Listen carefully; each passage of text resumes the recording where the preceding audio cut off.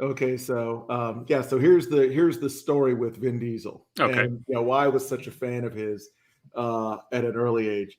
I saw, and this is back in the Blockbuster days, where Sure, sure. and I would always go looking. They had these sizzle reels of directors and music video directors and short film directors, Okay. and they had one that was just a compilation of these short, new, upcoming vanguard directors. And there was this one short called Multifacial, Hmm. and it was again one in a dozen. And I'm Okay. just watching it, and it starred a very, very young Vin Diesel. Like pre Triple X Vin Diesel. Oh, this is pre Boiler Room Vin Diesel. Oh, wow. Th- We're th- that far. This Okay. We're talking like, this was okay.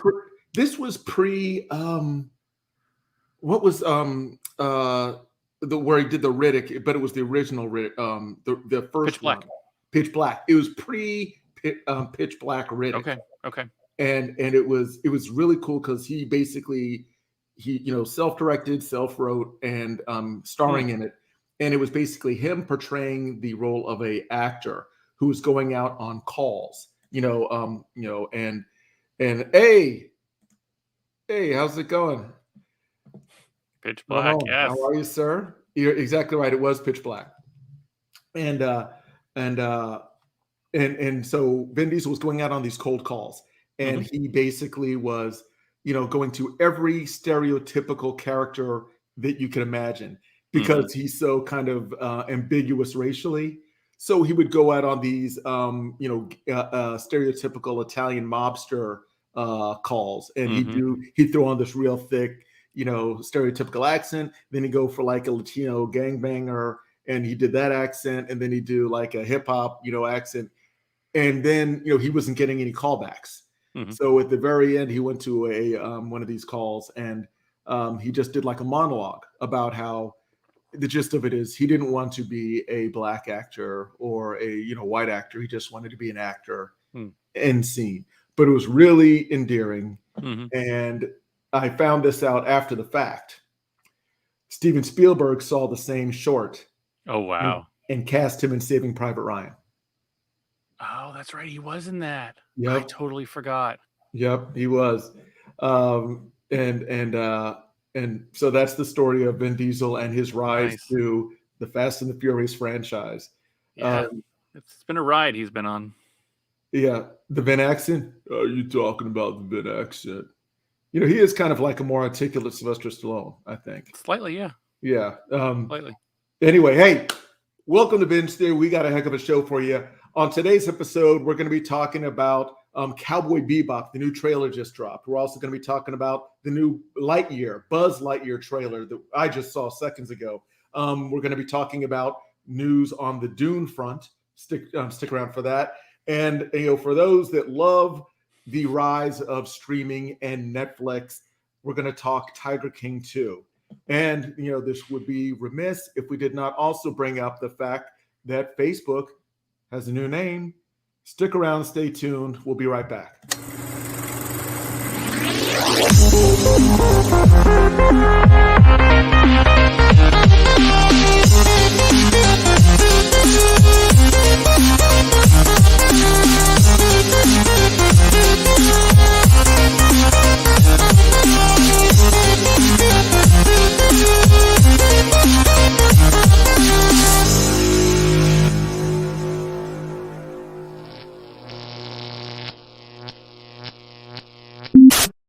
Welcome to Binge Theory. I was going to say Tiger King. Welcome to Binge Theory, the coolest corner on the internet. I am here, Julian, with my colleague, my co-pilot, Logan.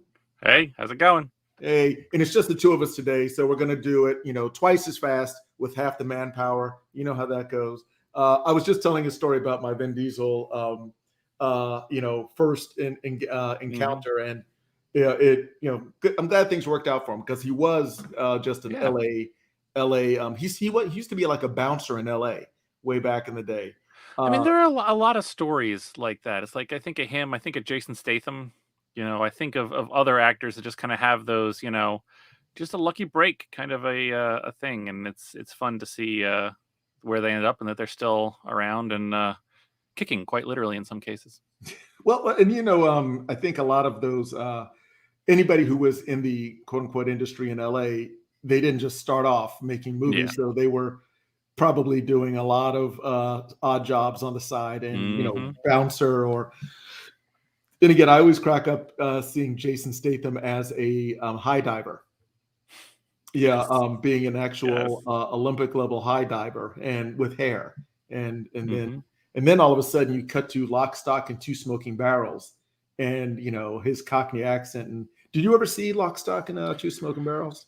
I do not recall. If I did, it was quite a while ago.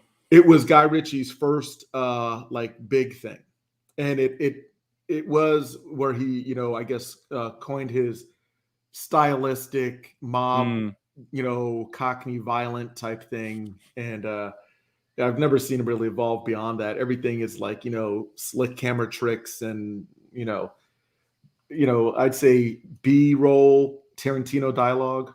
Yeah, and half of that, I mean, well, all of the dialogue you can't blame him for unless it's choosing to play those characters. But ultimately, you've got to have a writer who's willing to write in such a way that can stretch what the character can do, and the actor has to want to stretch the character and not necessarily always pick the same thing, not always typecast themselves per se. Sometimes the paycheck, and sometimes you gotta take those risks. And if we're talking about Jason Statham, I can't knock him because I'll be frank, the guy is limited with range. I call it, you know what? I call it like I see it, and he's suffering from Keanu syndrome, where if he did anything other than a tough guy, I don't know what I'd be looking at. I mean, he's got the gravelly voice, the physique, the pudding, as they would call it, the mug. I mean, can you see him? Well, he did do a comedy with what's her name? What was her name? Ramon. What was the name of the movie where Jason Statham and McCarthy? Melissa McCarthy. That's Melissa right. McCarthy. Spy. Spy. There we go. We got it. We arrived. Yes. Yep. Although he did also do a voice in Gnomeo and Gnome, Gnomeo and Juliet.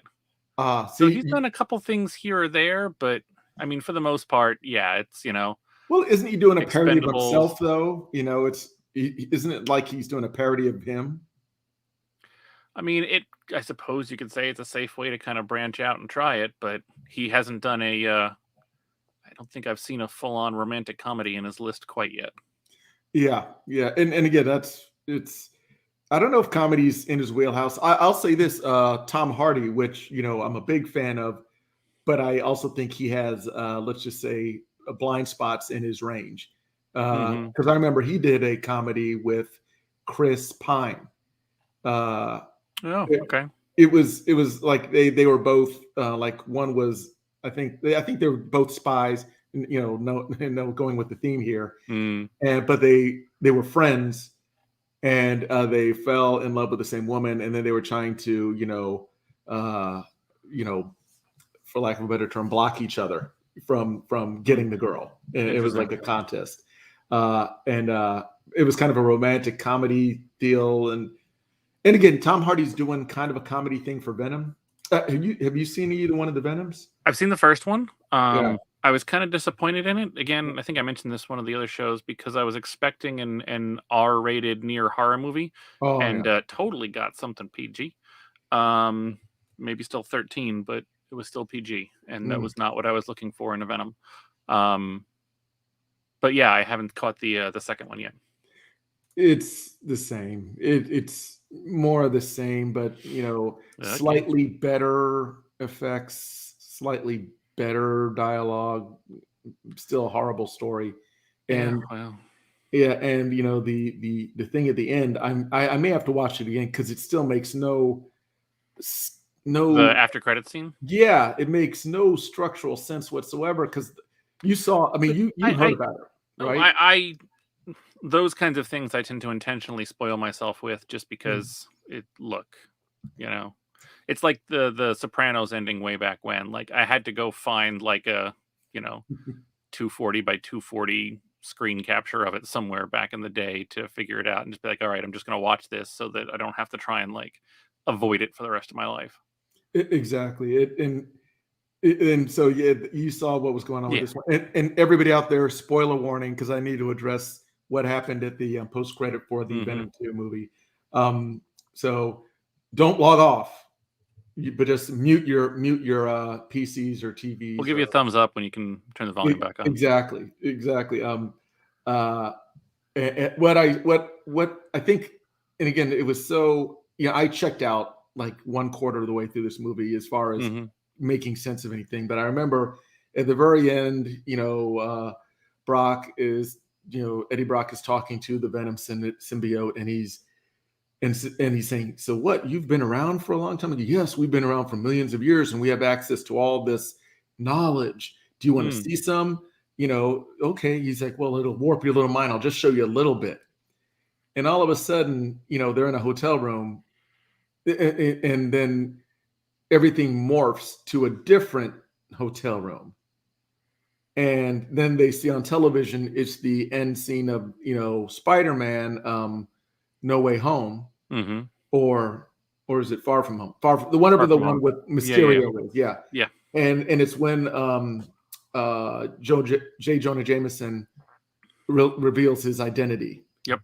And this is on the television in the hotel they're looking at, and Venom like, ooh, that guy, something about that guy, and there's no reason why, and the whole premise of him saying, we've been around, we know a lot of things, the symbiote, I can show you things, and then he shows him teleporting if that's how they're going to introduce them by saying, I'm going to teleport you to an alternate reality, it doesn't make any sense, or it's such a lazy writing, as Deadpool would say. It's just lazy writing. It is very lazy. When I saw that, out of complete context, of course, I just pretty much blamed Loki. Yeah. And said it was a multiversal thing, and now, the Venoms remember the multiverse, and now that the multiverse is back, they can surf it. Okay, cool. Here's what's so frustrating about that, Logan. They had an end. Yeah. Spider-Man and the Spider-Verse. Yeah. Was, at least they had some sort of like a mechanical device. This literally, Venom just said, "Oh, I'm going to show you something," and then he just all of a sudden transports to another reality. Don't worry. They'll never do it in the middle of a battle when they're losing to save themselves. Look what He's an alternate Sony. Yeah, exactly. That is true. But again, there was no setup for it. It just happened. It was literally like they had already shot the movie and said, "Hey, let's tie it into this." Yeah. It's like if I said, "Hey, Logan, let me show you something," and all of a sudden we're on Collider or some other, YouTube channel. Yeah. Just, all of a sudden we're in Jimmy Kimmel's green room, and it's like, exactly. What? Yeah, exactly. Yeah. You didn't know I could do that, could you? Anyway, so. Oh, well. Yeah. So I forgot how we got off on that tangent, but it's how it goes. Yes. But let's go to our schedule. First topic is the new Cowboy Bebop trailer. Now, and forgive me about this, but Logan, are you a Cowboy Bebop fan? I am familiar with it. Back when some of the earlier Toonami programming schedules of Cartoon Network, Cowboy Bebop was one of the ones that they had on. I feel like it was like, what was it? It was like Dragon Ball Z, Gundam Wing, Outlaw Star, and Cowboy Bebop or something that was like on in like a 2-hour block kind of after when I got home from, I don't know, a school or work or whatever, class, something. And so I'm familiar with it. I can't say I liked it as much, but I also know that I never really caught it from the beginning. And a lot of times, with anime, it's helpful not to jump randomly in the middle of a X number of episode series. Well, I know Netflix is showing the first season again. So, maybe we'll host some watch parties. Yeah, that would be good to catch up. exactly. I think, or refresh, see how it works. Exactly. And I'm almost like you, because I remember seeing episodes, but I never watched like the entire thing together. And I loved the because again, when I look at anime in that fashion, it reminds me of the old Robotech, kind of like a lean, crisp animation, and with an adult theme and a lot of blood and violence. And again, for a TV series, for basically kids cartoons. And I remember watching Robotech, and that was like probably the first time I saw somebody die in a cartoon, and it was very traumatic. For those who are Robotech fans, it was Roy, and he was in a mission, and he came back and he got out of his cockpit, and then like the cleanup crew came and they looked in his cockpit, and apparently he was just dripping in blood because he'd just been riddled with bullets. And again, very great stuff for like a 8-year-old to watch. I remember the first one from G.I. Joe. Remember all the controversy when they did that? The movie or the series? The series. What? Yeah. Okay. Now they're famous for missing targets. Who died in G.I. Joe? I was ungodly young, so it was not necessarily appropriate. But my older cousin showed it to me because he was like, "Oh, like there's actually real stakes in this, and like somebody actually dies. Like it's totally real, and like you would do when you're under the age of 10."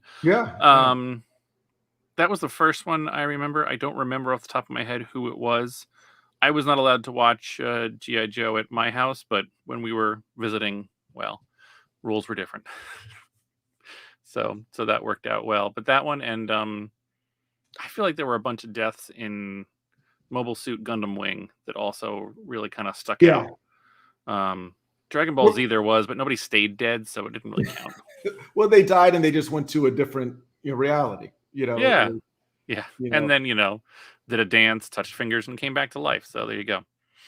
Well, and what I always loved about Dragon Ball Z deaths is how in America, they have this censorship. So they went to like what happened is they went to Ramon. You're saying Tatum Channing. What about him? He was in the new movies. Oh, you're thinking about the live action. No, I'm talking about. Yeah, no, we're talking like 80s G.I. Joe. Yeah, 80s anime. 80s anime. Yeah, no, I hear. Yeah. Tatum Channing died. He dies in a lot of stuff. Died in Quentin Tarantino. What was that? The winter one. Hateful Eight. Yeah, he died in the Hateful Eight. Quentin Tarantino Western.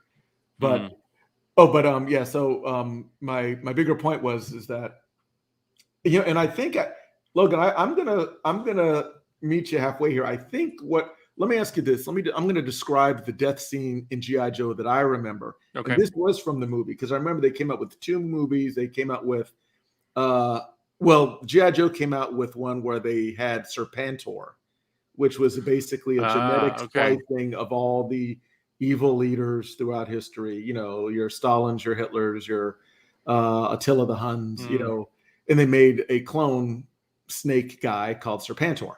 And this is like a horrible soap opera, because then they also revealed that Cobra Commander was in fact an alien from another planet, and they basically sent them to Earth to overtake everything.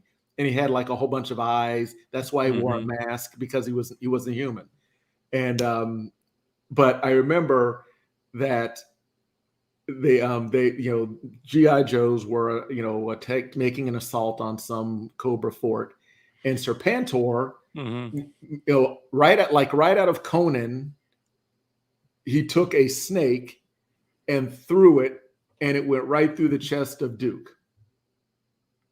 Maybe it was the movie. That actually sounds familiar. Yeah. Yeah, because that's the only death I ever remember seeing. That sounds right. Yeah, and it was very visceral. There was blood and everything. Oh yeah. Yeah, no, you might be right. Maybe it was. And again, it's not like there was it was slightly better animation. It wasn't. Yeah, a little more fluid, a little more man hours in those Korea sweatshops where they force people to make these things.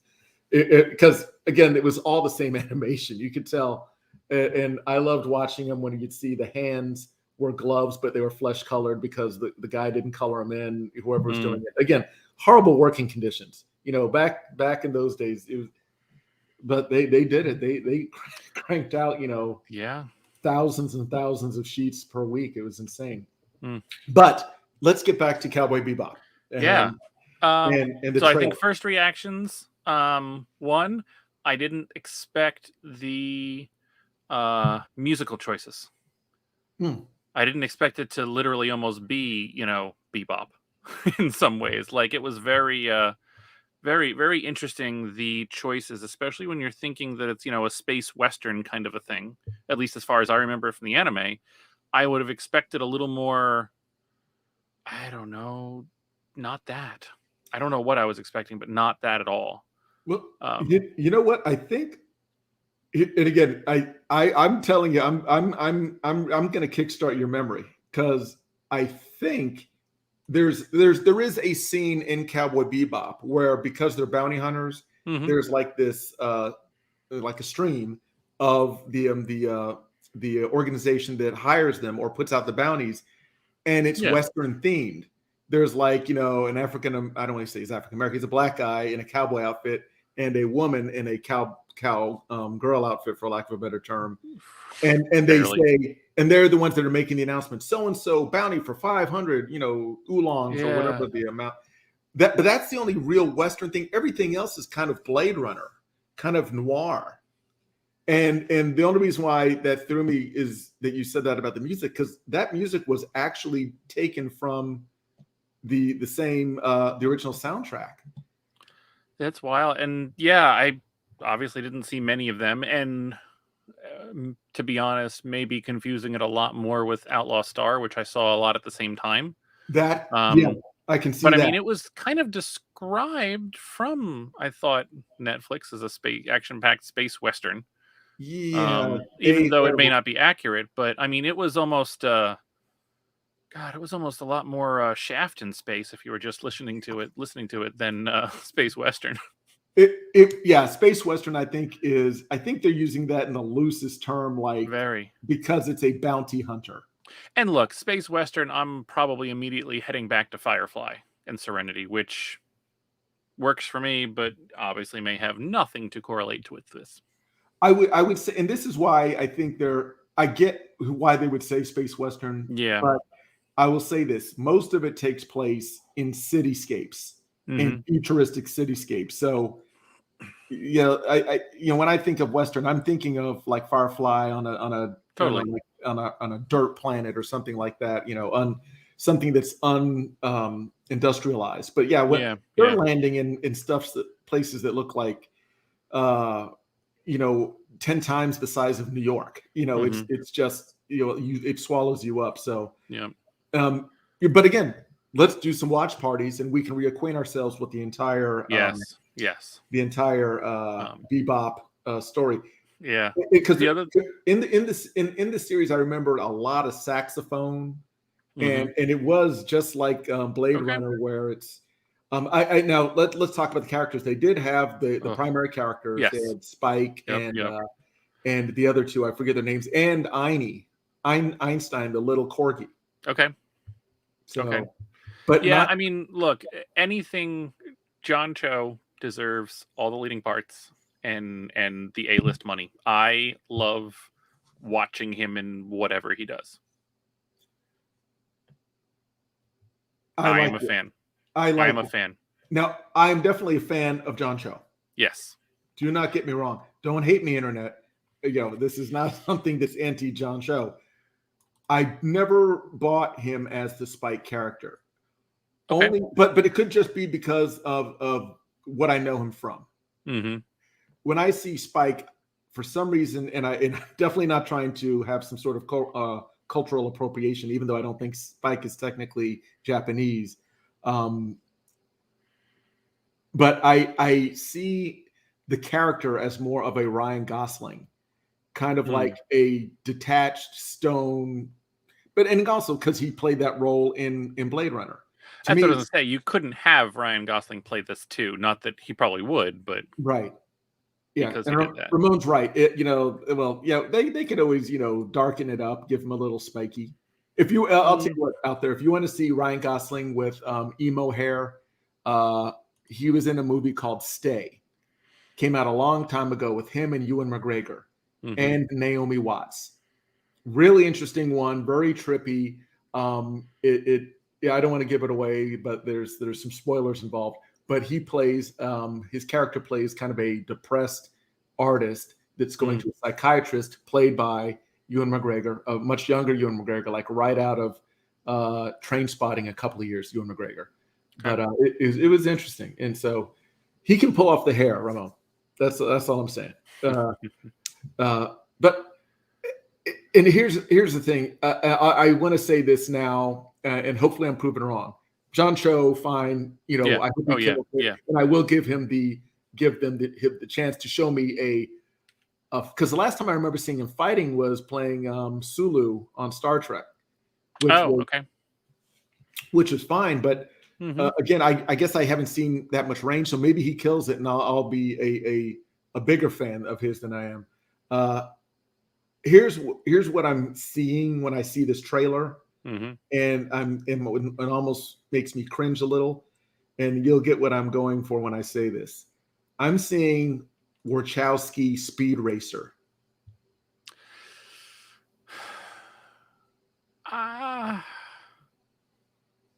You get where I'm going. I know where you're going with that. Yeah.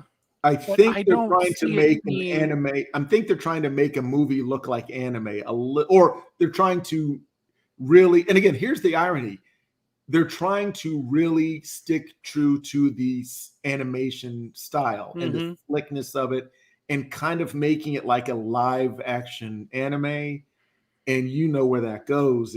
Looks. Look, I mean, if we're going to go right there, what live action version of an anime has been critically and publicly good?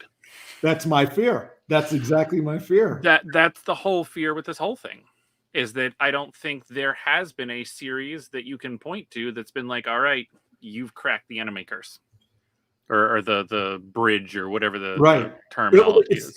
It's been the same way with video games and anime. You cannot take those properties and just, well, you can, but I think that whoever's in the boardroom is just throwing money at it instead of just really good writer director. I think the closest, and I'm willing to be wrong, but the closest as far as a good video game to movie adaptation has been the Resident Evils. Not that they've been good, but they've been watchable, they've been consistent, and they've told a bit of a story, a short story maybe, over what, 6 movies? Yeah. Airbender. Oh, you might as well just go back to the Dragon Ball Evolution and talk about James Marsters as Piccolo. So let's not go there. Too soon. But anyway, for that, Ramon. So it's just there's that hurdle that just I don't think anybody's quite gotten yet.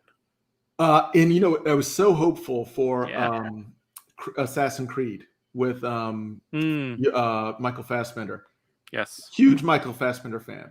The guy could do no wrong in my mind until he, tried to do a video game adaptation. And the same, and again, going back to the anime, here's the closest, and I think they shot themselves in the foot, but the closest, I'd say loyal, but still technically grounded adaptation was Ghost in the Shell. And I know that is probably controversial, and there was a whole bunch of stuff with Scarlett Johansson but the aesthetic and kind of the storyline until the end where it completely went off the rails was kind of on track with the series a little bit. And again, I'm saying closest, not pulled it off, but at least the dart hit the wall and didn't go right into the floor, with so many of these other ones have. So many. Yeah, That being said, Cowboy Bebop. The thing that really made me a little concerned is I also saw a lot of like neon lighting. Yes.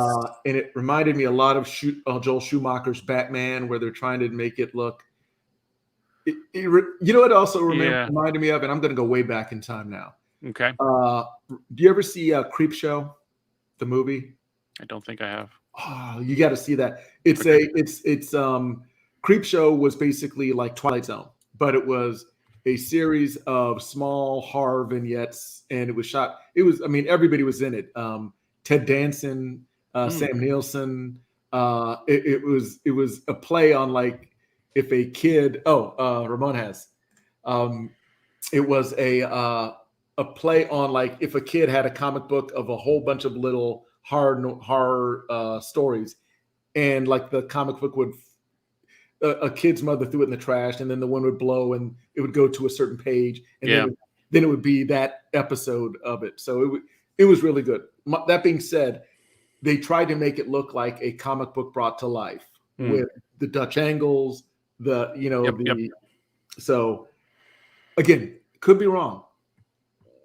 I'm just feeling it. Hey, willing to give it a shot. Like I said, anything, we'll all see what John Joe's got. I didn't have a problem with the action and the fight choreography. It looked sharp, looked quick. Depending on how many cuts they end up going with it, I think it's the difference between an Iron Fist and a Daredevil. When you've got so many cuts that you're getting sick to try and make the fight scene work, or do you have, maybe not one full take that's exhausting because that's just next level, but at least fewer cuts that kind of can paint a whole picture.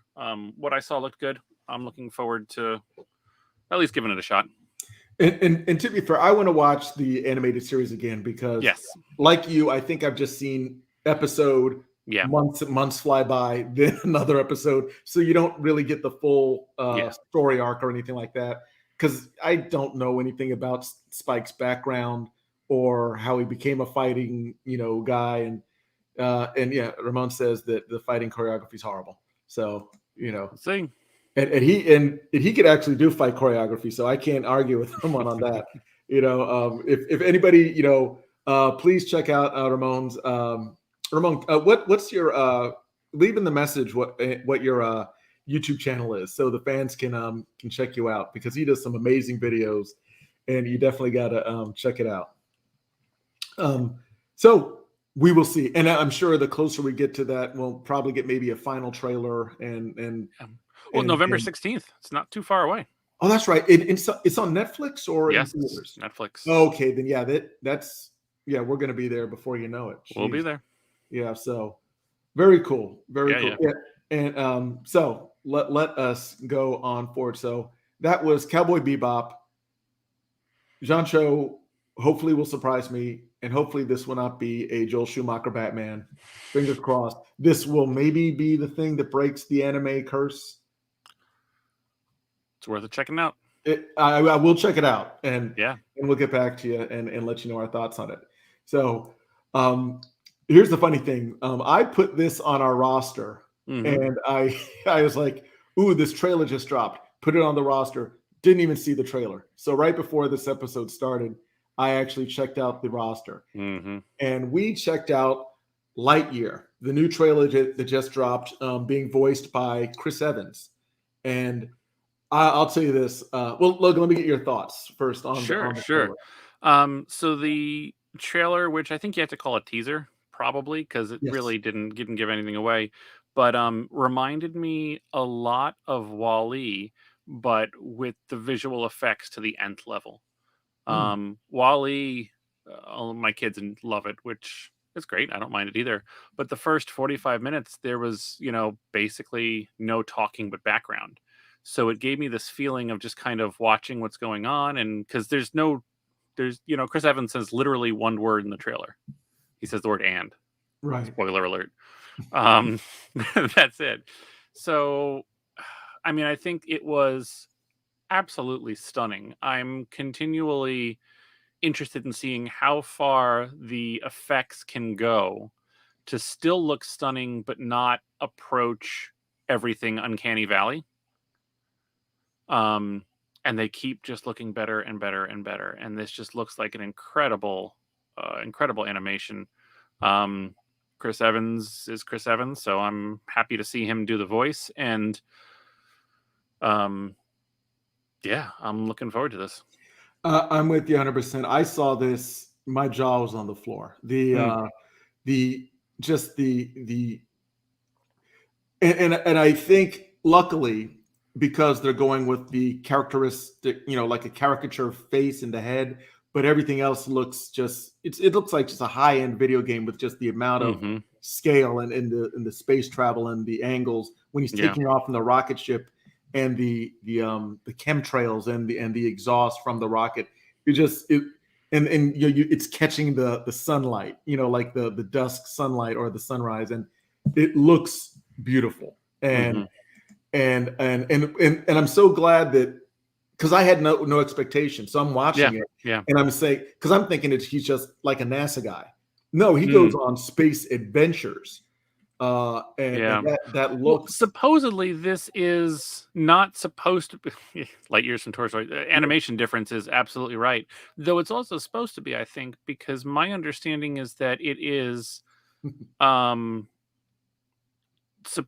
the movie about the character that the guy that inspired the toy is the way they're playing this. Yeah. Oh yeah. That's So exactly. The fact that it is so much better and looks like real life and is just, certainly light years better than Toy Story, but it's not, the toy caricature kind of thing. Like, yeah, it would be. I think it's an interesting direction to expand the Toy Story universe, and could lend a whole, just a really whole interesting path to follow. Well, what's next is Woody, and they're gonna do like some really cool looking Western, and or maybe he'll be a kind of like a Clint Eastwood, not Clint Eastwood, but a Western actor who's played a lot of Western roles. Because you wouldn't make a toy based off of a real Western, well, unless it's maybe Buffalo Bill or something like that. But yes, you're right. I think they've just a la Venom. They've just created their own new universe of the Toy Story multiverse, the Toy Story verse, or yes, the multi. So there you go. Everything, somebody should create a binge universe. Yeah, that's something. But. Hey, Ramon, give us your domain to your or your YouTube channel, so the people at home and on their phones and at work watching videos illegally can all join you. For everybody diligently teleworking at home.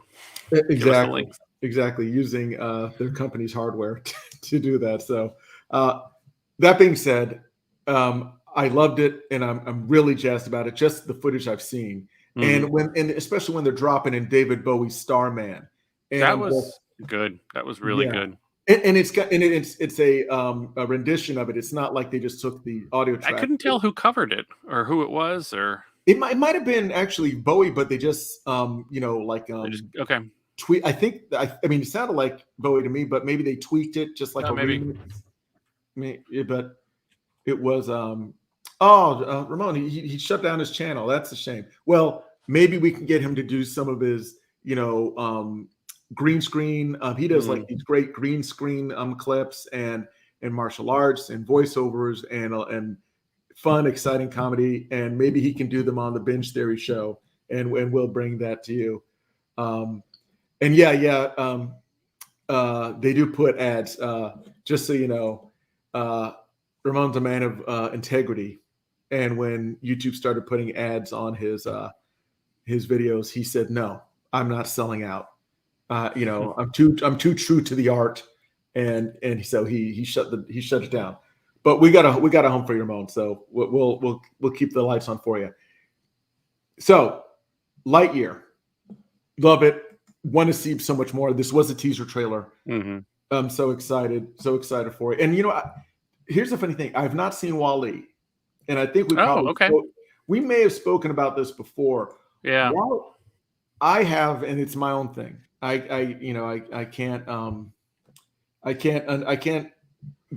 break down the psychology behind it. But when I see inanimate objects coming to life and going through struggles, somehow that messes with me. I don't know why. It's just like in Toy Story. Does it matter if I tell you there's a happy ending? No, okay. No, I don't want that. I don't like the journey. I don't. You don't like the journey. That's a fantastic way to put it. Okay. Yeah, because but here's the funny thing. Like Nemo, sure, because they're they live in a. It's weird. And again, I don't want to go too deep into my psychological breakdown, but it's almost like. Start rattling off movies. Does this one affect you? Does this one affect you? How about this one? Yeah, we can create a Julian Trigger list, and it'll just be Julian Trigger playlist. Yes, and oh yeah, it's I don't know. It's something about I think being a fixture within reality, but not given all of the tools of that reality. Interesting. And maybe it's being like. These toys they're not second-class citizens, but they don't have the freedom of other creatures in that world. I don't know. Okay. I remember in seeing. So it stems back to the perceived domain over them that they don't have domain over themselves. Yeah. Okay. It's kind of that. And especially like when I saw the clips of Wall-E basically being relegated to clean up filth on a planet, and that's his life because he was made to live that life. It's a whole thing. Right. And I appreciate you, Internet, for not making me feel bad about it. I know you're going to be very kind with your words in the comments below. So the Internet is nothing if nothing but filled with kindness. I hear. You know what? I'm going to do a segue, and I'm going to call an audible. All right. I hear the Internet's going to change its name to Compassion. Oh. Yeah. And speaking of changing names, yeah. Facebook. Oh. Yeah, let me bring this up here. Let's see. I got the title right here.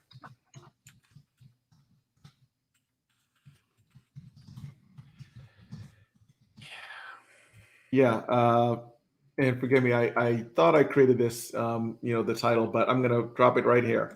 Okay, so Facebook has undergone a name change.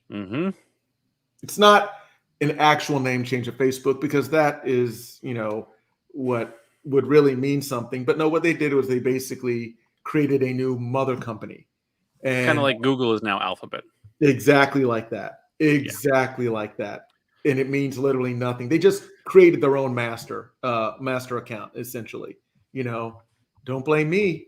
I just work for, and what's the name of this new one? It is Meta. Meta.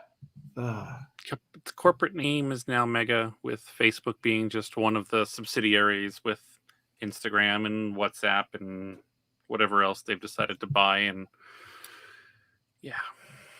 it's, and again, completely meaningless. But I see what they're doing. They've created a Meta, and underneath Meta is the metaverse. The metaverse. It is the metaverse. Oh, isn't it? But no, that's literally what Zuckerberg. I know. Yeah, I know.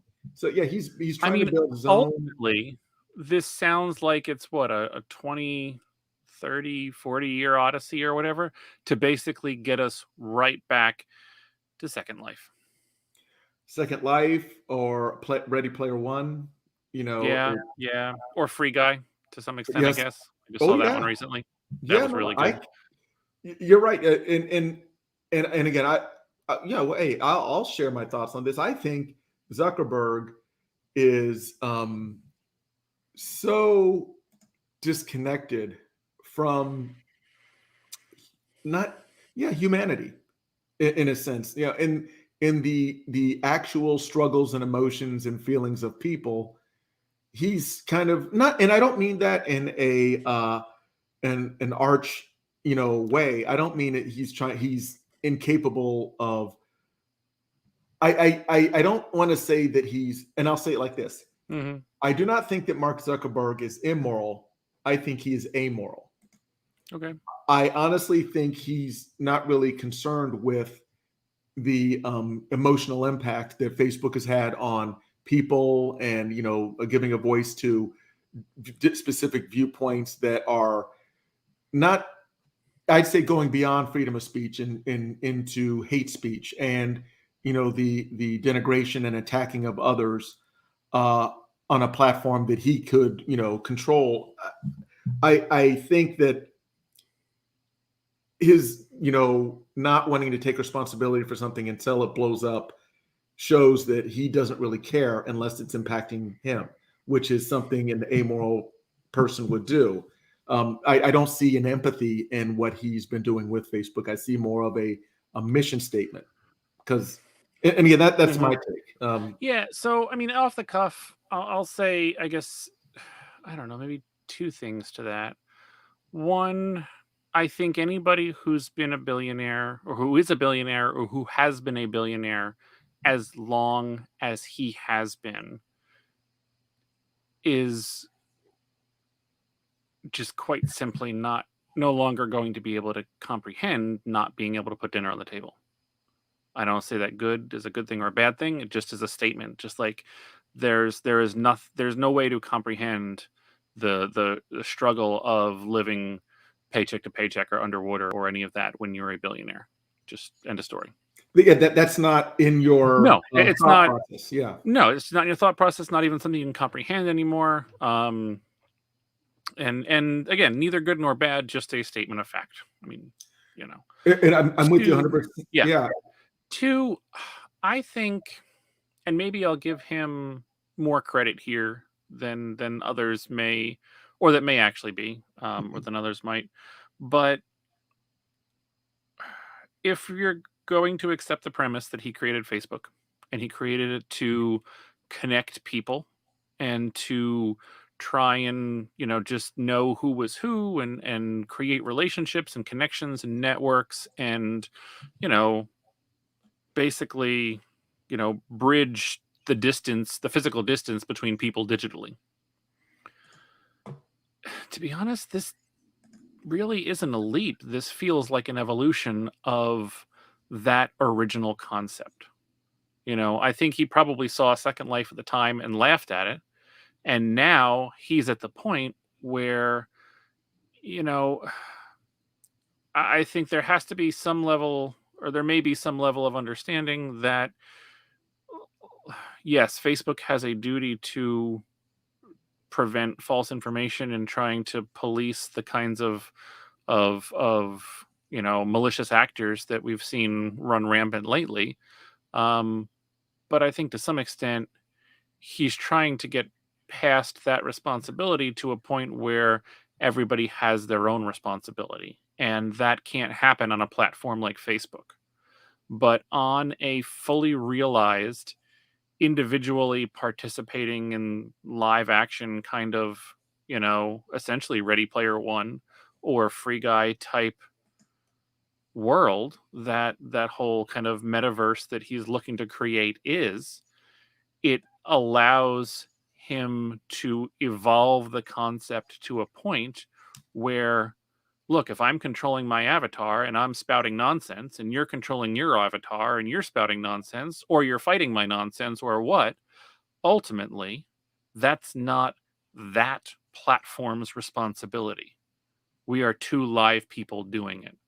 And I am, at this point in time with my limited information, willing to give him the credit that that's where he wants to try and get to, because I don't think he thinks Facebook can really do it. But of course, he can't say that Facebook can't police the stuff that they can't police, because the sheer volume of Facebook, let alone having $1 billion, is incomprehensible. How many people and how many pieces of data and how many people are making how many posts per day? And look, your algorithms and your stuff can get as good as they get, but from the get-go, how many articles and white papers have we read about technology being biased because the people who write it are biased, or technology being flawed because it can't understand human nuance, or it's not real language kind of adept to the level that it needs to be to stamp out these things. You can't hire enough people physically to police Facebook in order to review everything that's going on. It's a non-starter. You would have to have a one-to-one, monitoring to watch what everybody's doing. You'd have to hire the entire populations of India and China. Yeah. To even have a shot. I mean, it's not realistic. It's not a thing. Yes, it's still their responsibility the way the technology is designed. Mm-hmm. And I think this is one more step to distance himself and the kind of company that he wants to really create, and the kind of technology he wants to really create from Facebook, which has gotten him to the point to be able to do this, so that it can evolve into where he really wants to go. I can see that. And I can definitely see where in the broad scope of connection and communication and being able to facilitate that, again, you're basically saying, hey, wouldn't you like a drink of water? Well, now I own all the plumbing. So yeah, he's first, and he will create a metaverse where we can engage and connect all on his terms, which again sounds very Dr. Evil-y, but I want to go back. But we've already accepted his terms with the 3 billion of us that are on Facebook.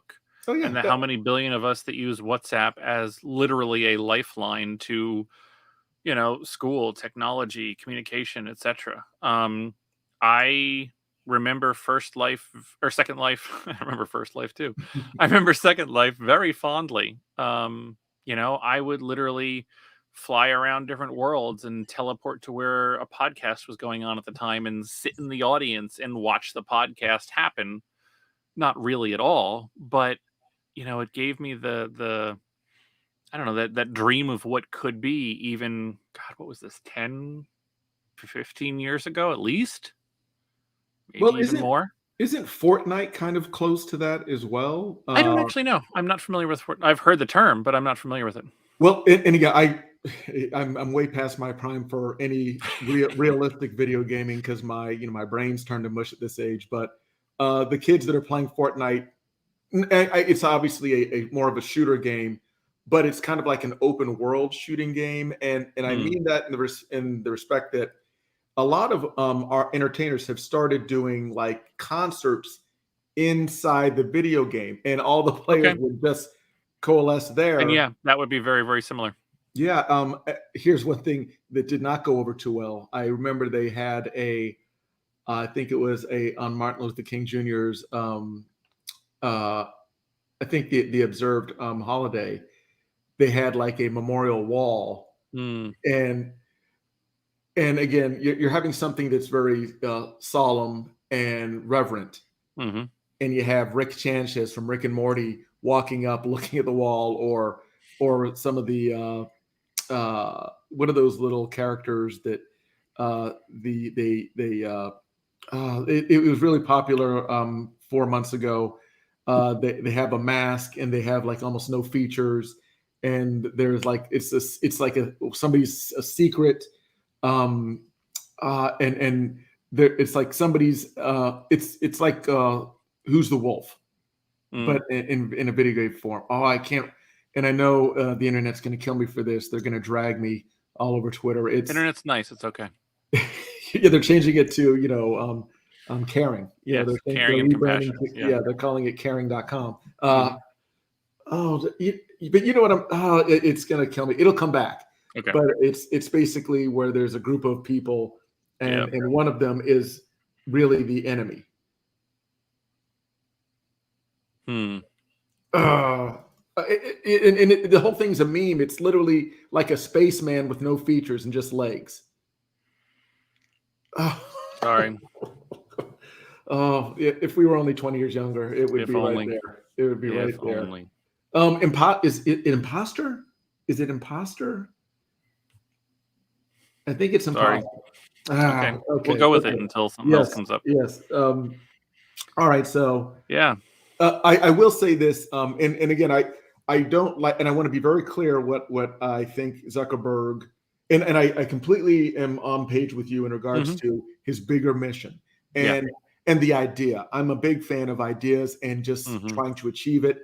but I'm going to say two things. One, I think he's doing the Jurassic Park thing where he's so busy worrying about if he could do it, he never stopped to think whether he should do it. I'll just say that because I like that quote. A lot of technology that's doing that, but yeah.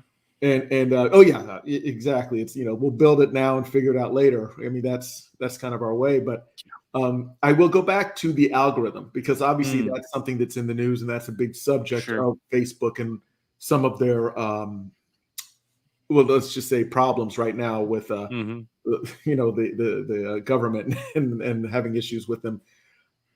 And I think the government and their engagement of Facebook is misstating what is actually going on. I think that Facebook, because they're saying that the algorithm is intentionally fostering hatred for profit. I would disagree. I would say that the algorithm does not care the actual emotion behind it. I think they're trying to assign emotion to something that has no emotion. I think it's literally just engagement. Now, the fact that we are more motivated and engaged by controversy, horror, the fact that we are a species that does stop at the car wreck, as opposed to, stopping when we see ducks on the side of the road. Right.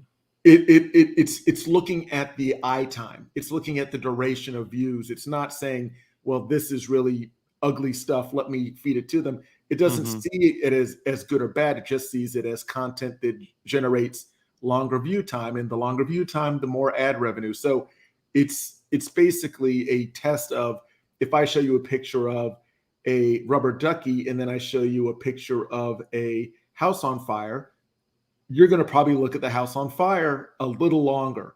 Yeah. And that's all it does. It says, oh, you like house fires. I'm just going to give you everything that's in that. It doesn't see one as being destructive or one as being constructive. It just says, Logan likes house fires. There's your clip for the internet.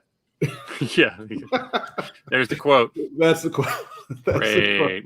the quote. But so that's my 2 cents. And ironically, I think Zuckerberg operates on the exact same level, where he's not seeing, the construction or destruction of something. He's just seeing the end result.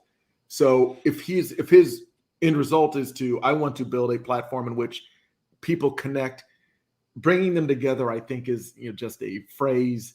I think he wants to basically design his new version of the telecom, where we're all connected together, but it's not because he wants us to love one another. It's just because he wants to do it, and he will profit heavily from something like that.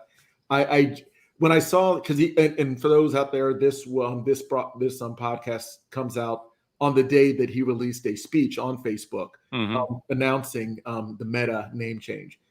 And Logan, I want your thoughts on that, because when I saw it, my eyes almost rolled out of my darn head, because it was such of course it's scripted, don't get me wrong. Well, sure. But it to me, it didn't even convey a real thing, because it was just this whole thing about bringing people together. And I'm doing my Mark Zuckerberg voice and Zuckerberg voice, sorry. And the whole thing is about making people connect and bringing people together. Yeah, I get that.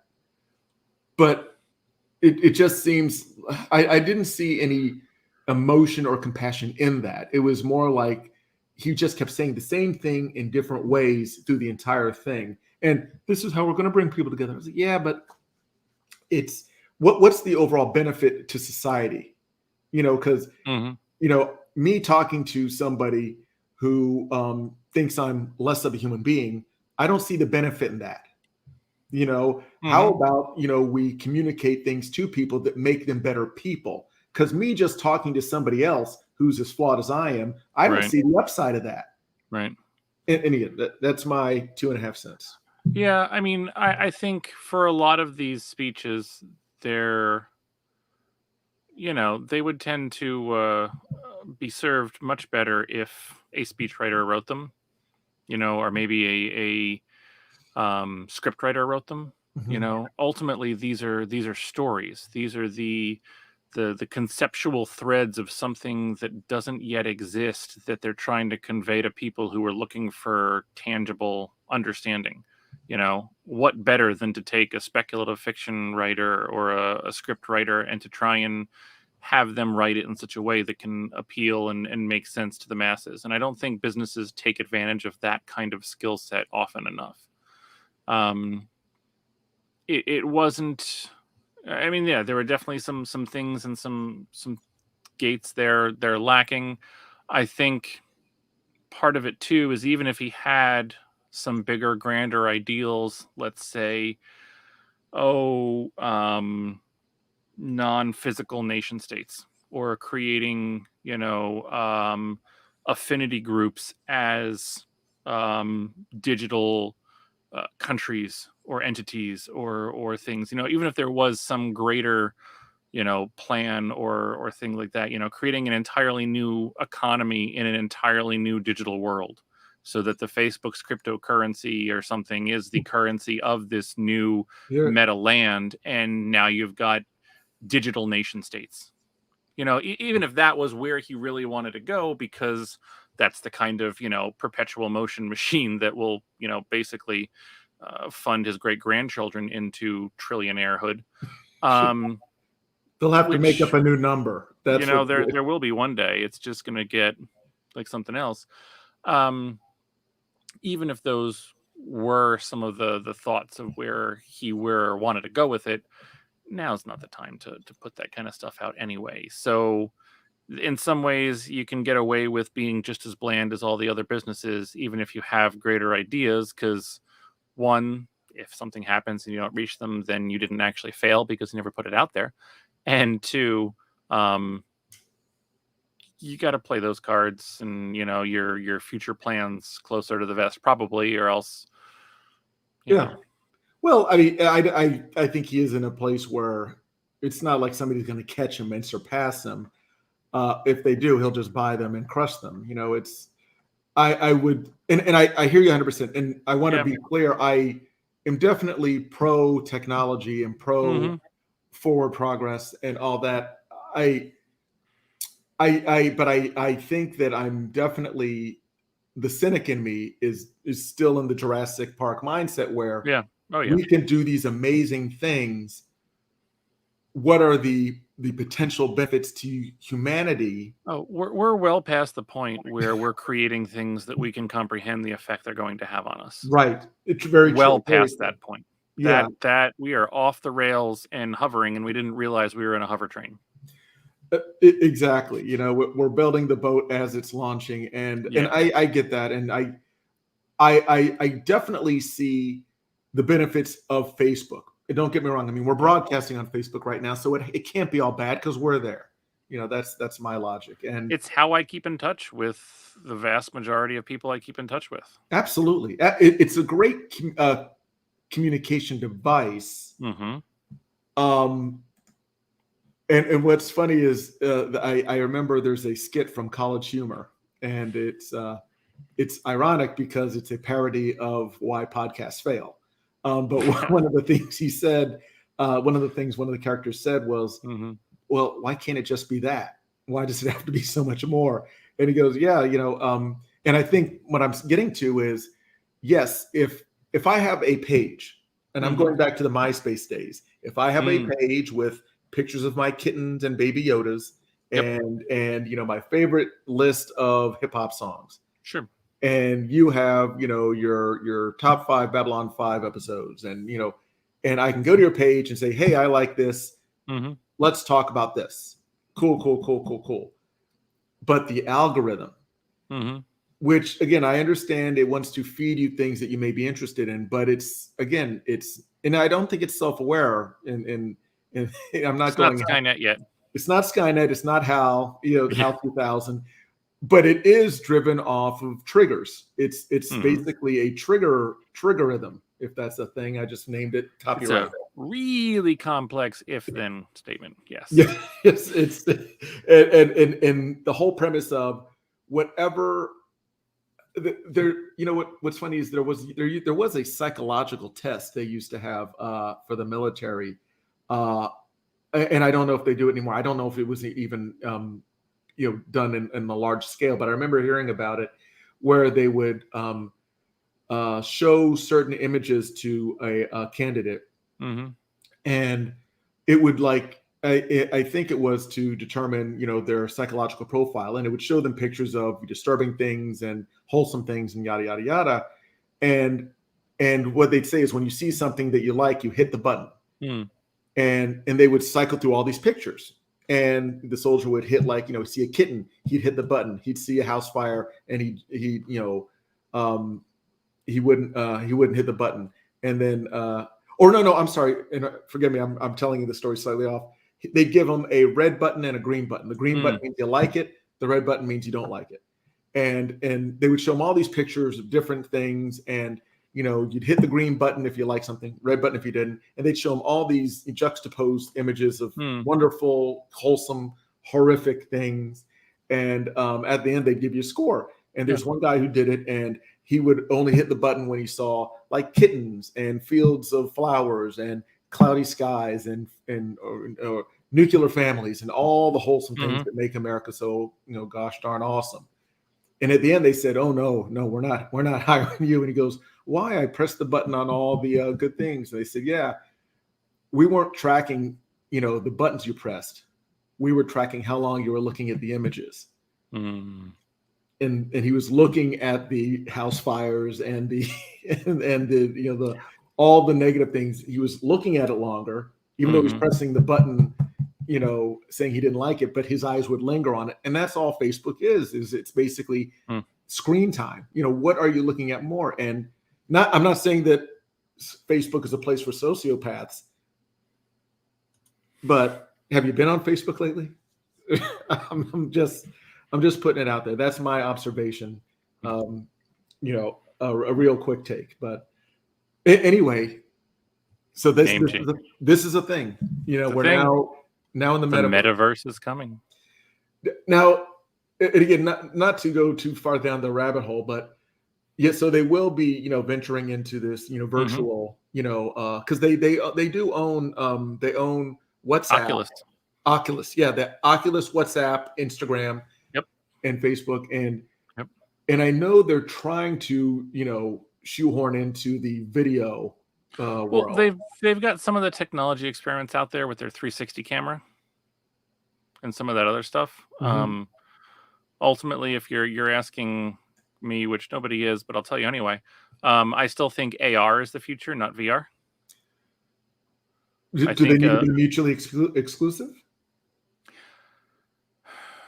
I think I don't, as entertaining as Ready Player One or Free Guy is, I just don't see that kind of stationary, immobile, immersive environment the reality. I feel like, Pokemon Go is a hell of a lot more realistic for a future. Because when you can miniaturize that to a point where you can put it in glasses like this, I can simultaneously be walking to my job, but also, stop in an AR tagged building that is for, my digital embassy at my digital country that I'm a citizen of, and, do things there and do transactions there. And I can kind of go out and do real life. And, if I'm meeting with people, I can just as easily go to my workplace or meet with a representative of whatever it is, other club or organization that I'm digitally a part of, because they've got a flag on their head that I see AR, but nobody else sees. So that kind of in the world and of the world and kind of multi-world at the same time, I think is the real, I don't know, real future, whatever the term is worth. No, and I 100% see the logic in that. I see, putting on glasses, walking down the street, having an AI saying, "Oh, there's Logan. Today's his birthday. Say hello," or augmented reality ads that would pop up on walls, or specific coatings or things like that you'd be able to see only you. Or if you're running, maybe you'd have some, sports goggles on, and you'd have a augmented reality trail. So you could run through a path that it's not physically there, but you can, it's been done. 100% see that. Mm-hmm. I'm going to counter with this. Okay. We are inherently lazy. That's all I'm going to say. And I can definitely see us putting away 5,000 calories a day with I'm going to reference the Cartman episode when he went into Oculus, and that's literally how I see America. Okay. I know I'm cynical when it comes to that. But I will concede and agree with the point that AR and VR are not mutually exclusive. There will likely be overlap. But here's the thing also. I mean, and there's no reason I couldn't see an totally AR person who's actually a VR avatar. Absolutely. Wouldn't it be funny if you were in VR wearing AR eyeglasses in VR? There's lots of Matrix down the rabbit hole things that we can talk about with this. Yeah. Yes. Yeah. AR VR. That's yes. AR VR. Yeah. But it's going to be an amazing future, whatever happens. It is going to be something. It's going to be something and then some. Yeah. Oh, and since we're going into the Matrix, Ramon wants to be. I'll be Morpheus. There you go. See, I'll be Lawrence Fishburne. So good stuff. Good stuff. Yeah. The future. It's coming.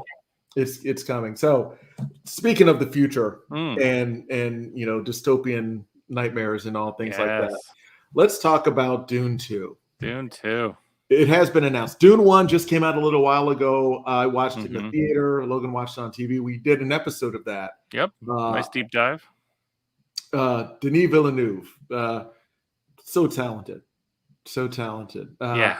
And they announced that the sequel, part 2, Denis Villeneuve Part 2, is going to be is going to come out. I want to call BS. I'm going to call BS just because of this. They announced it like a week after the first box office receipts came in. Yeah, and they already have a scheduled date. They're saying it's going to come out in 2023, right? Yeah, they do. Yeah, so it was already planned. They're not gonna. Yeah, I mean, and again, it's semantics, but they're basically acting like, oh well, this was such a good hit. We're now gonna start on a sequel. No, you always were planning on a part 2, and you just wanted to not put it out there in case this tanked. So they were hedging their bets, but it is better press to put it out quickly than to cancel it if it flopped. Exactly. No. I hear you. Can't fault them there, but yeah, I mean, I think I need to go back to the book a little bit because I'm not sure. My understanding, my memory, albeit as faulty as it may have been from 15 years ago, I thought there were 3 parts to the original Dune. Dune Messiah, as he called it, Frank Herbert, and Dune or Children of Dune, something like that.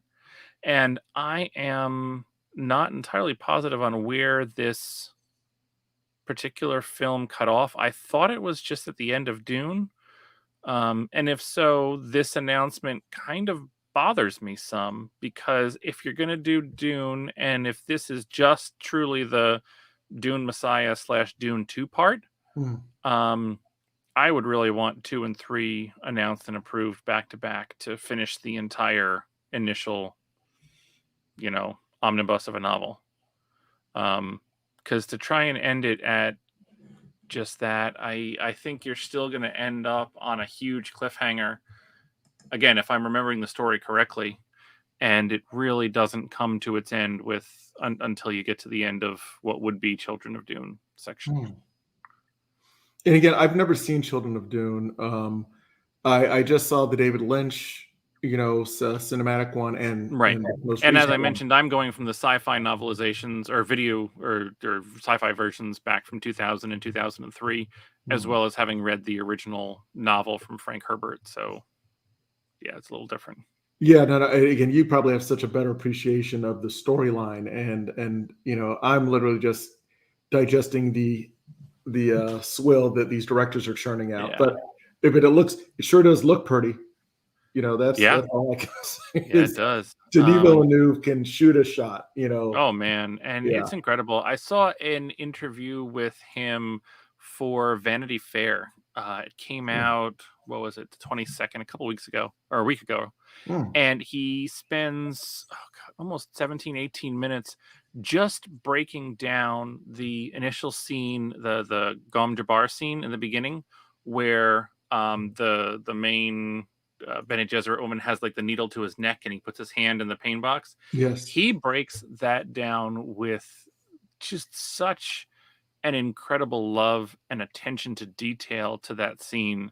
And I gotta say, part of the reason why I think this works is just, he basically as much said that normally he, makes a movie for an audience, but this time he made the movie for an audience of one. And that was him looking back on himself when he read the book originally.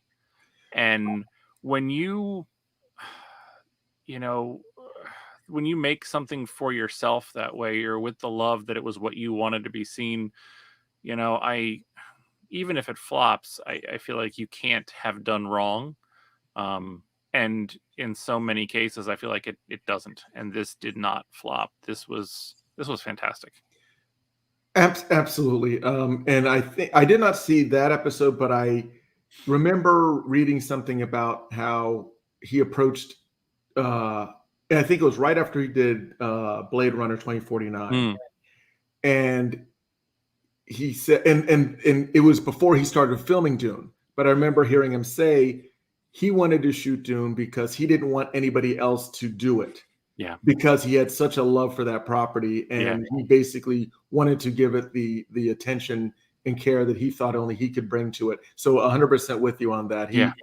He was, he was definitely shooting something that, quite frankly, nobody needed to watch. He just wanted to create something from what he appreciated. And I think the same can also be said for Blade Runner 2049. And if you see the detail and just the craft in 2049, Dune is almost like a step, like a breather, because 2049 was so dense with, backgrounds and this, obviously you have a lot more landscapes, and don't get me wrong, the scale of the ships are phenomenal, and the halls and the locations. But 2049 was just, it was like those, mega cities, and you had all this neon and colors and sounds and fashion, and everybody had different fashion, and everybody was unique. Whereas Dune, you have more uniform looks or tribal. It's the difference between the world detail and the personal detail. Absolutely. And again, one not being better or worse than the other. No, totally. It's different. It was different. You could. I mean, I remember, and again, I don't want to dwell too much on 2049 because this is about Dune, but I remember the early scenes in 2049 when he's in his ship and he's flying over the desert going to Dave Bautista's farm.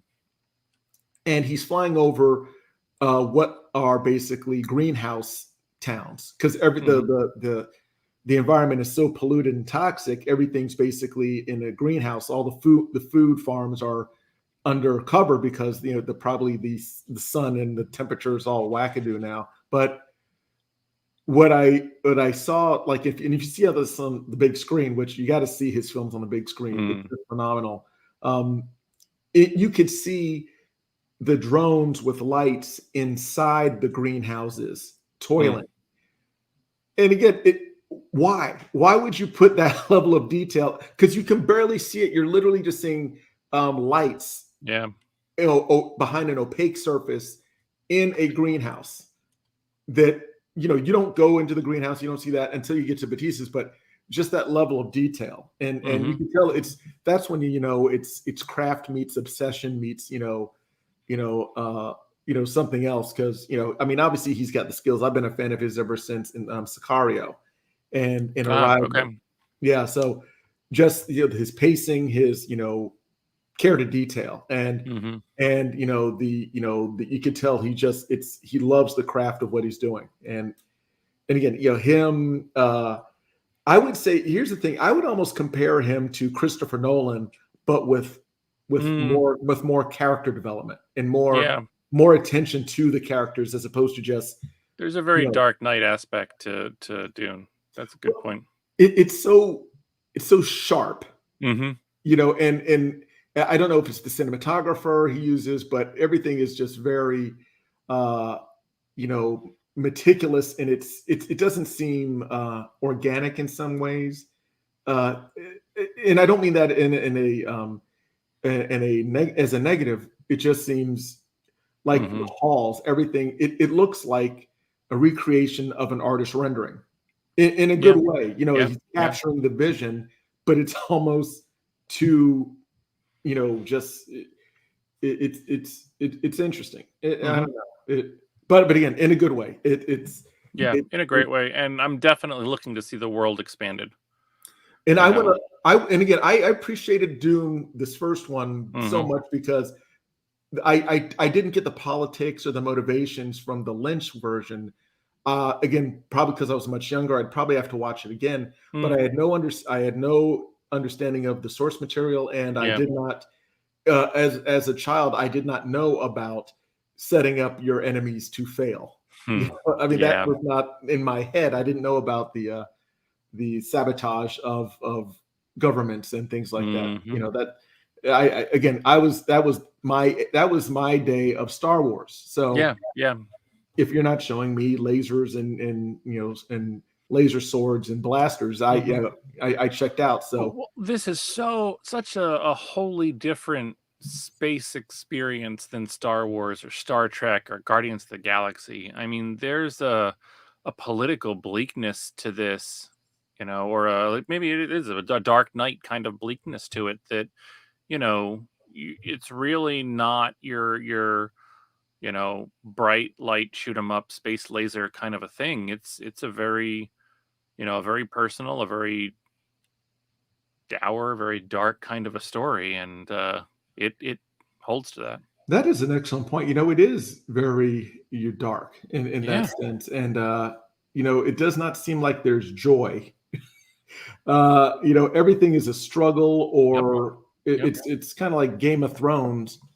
But even having even having your own planet, or being given control of another planet if you have your own, like even you're at the legions of armies and kings for how long, and it's like it still feels like you're always just on the precipice of like complete and utter ruin, which they were.